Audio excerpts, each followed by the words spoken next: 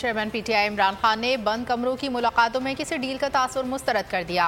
निजी टीवी को इंटरव्यू में उन्होंने कहा कि बंद कमरों में कोई नहीं किया दे सकता। उन्होंने मुल्क की भलाई के लिए बात की थी। आर्मी चीफ से ऐवान सदर में मुलाकात हुई थी और मुलाकात में सिर्फ एक बात की थी कि शफाफ इलेक्शन ही इस मुल्क को बहरान से निकालने का तरीका है। इमरान खान ने कहा कि उन्होंने खबरदार किया था कि अगर इनकी हुकूमत ख़त्म की गई तो मुल्क डिफॉल्ट की तरफ जाएगा और ऐसा ही हुआ।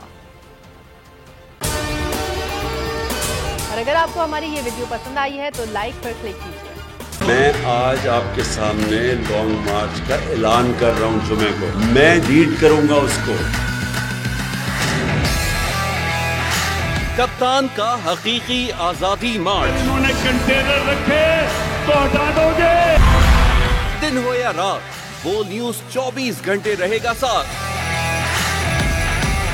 सबसे बड़ी टीम, सबसे मोतबर पैनलिस्ट के साथ, सबसे बड़ी कवरेज।